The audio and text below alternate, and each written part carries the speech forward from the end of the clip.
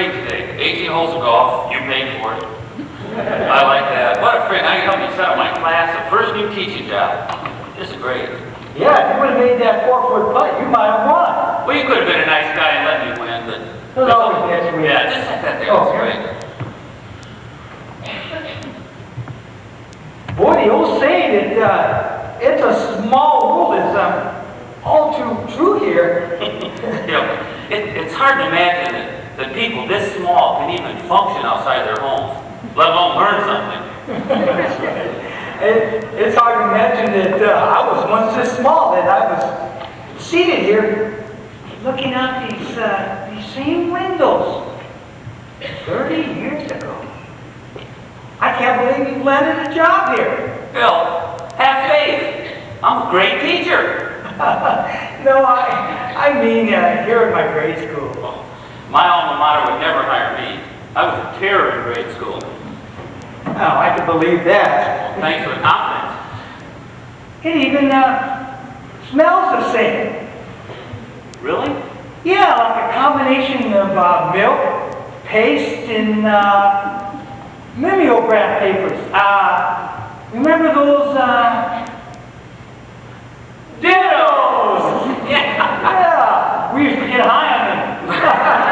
High on dittos,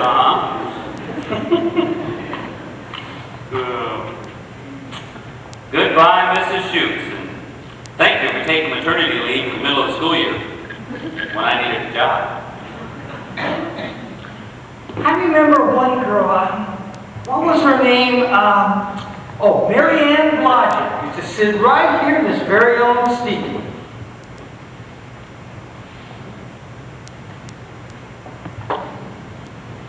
Yeah, I remember that she used to smell like formaldehyde or something. Don't tell me. Her dad was a mortician. No, her mom worked in the dry cleaners. She used to go with her every day before school. We made up some great stories about her dad being a mad scientist working in their basement, like Frankenstein or something. Here, scientist, will you put this wastebasket in the corner? Oh, okay. Frankenstein. Welcome, Mr. Novak. Pretty sad having to hang your own welcome banner. Huh, Bill? Bill? What are you doing?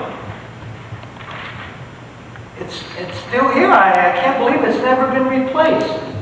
What, you scratched your name in the radiator? You delinquent, you! No, Bobby Spencer pulled it loose 30 years ago. It's still pulled up from the floor. I just figured somebody would have fixed it by now. Bill, it's okay. I'm sure if it presented a danger to the kids, it would have been fixed. Bobby's off the hook, okay? Hey, you want to help me hang this banner? He hung himself. Excuse me? Bobby hung himself. I guess he's off the hook. You mean a fifth grader hung himself in your class from a radiator? I don't get it. No, he did it 2 years ago. He hung himself 2 years ago. My mom read it in the paper and called me. He did it at home, I guess. Man, Glenn, if kids in your class are mean to each other, if they're picking on each other, do you stop them? Do you carry up to stop them? Or do you just sit there and let it happen? Do you do anything? Tell me you do something. Yeah, I do something, and I usually stop it. Usually? Whoa, Bill. What's going on?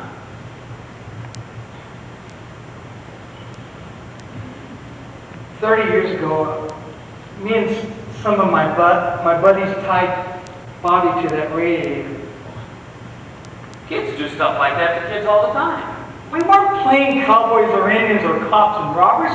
We tied Bobby to that radiator because he was little, skinny, and talked funny. We decided that wasn't cool. So we let him know about it. I let him know about it every day in school. I reminded him that he was weird. I don't know why I did it. I guess it made me feel real tough, real big. Now it makes me sick. Back then we used the word spaz. I didn't even know what it meant, except that he was different. Spastic Spencer is what we called him. It's what we chanted every day in school when he walked by us standing in line. It was horrible. I can only imagine how he must have dreaded coming to school.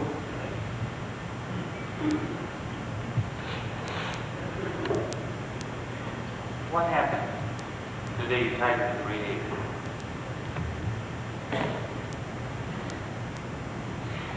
Well, I brought some rope from my garage and I grabbed his feet and dug it in. He each took an arm and gagged him, and we carried him into this classroom. We tied him to this radiator one day before school started. We dropped his pants so that everybody could look at him to laugh at him in class. And then when the bell rang, we ran in and there was Bobby. He had struggled so hard that his ankles were bleeding. And the bottom of the radiator was pulled loose. But he didn't cry. I remember looking at him, mad at him, almost afraid of him. Because he wasn't crying. He wouldn't do it. He wouldn't give in. What happened?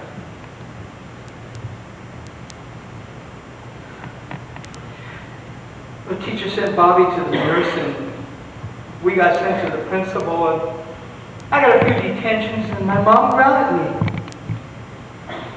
But it wasn't punishment enough. I ruined his life. His life was never the same again. When I heard that he had killed himself, I just figured that he couldn't bear not getting in any longer. You know, people think I'm such a nice guy. But I'm not. I really feel like I killed him, Glenn, like I murdered someone.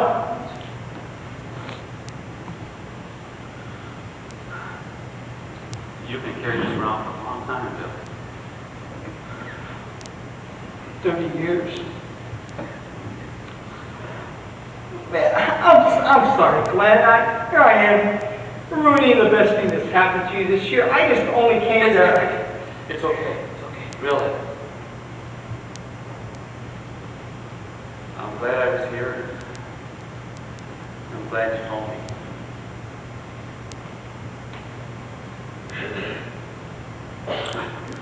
I gotta get some things down at the office. Do you want to come with me or? No, unless you need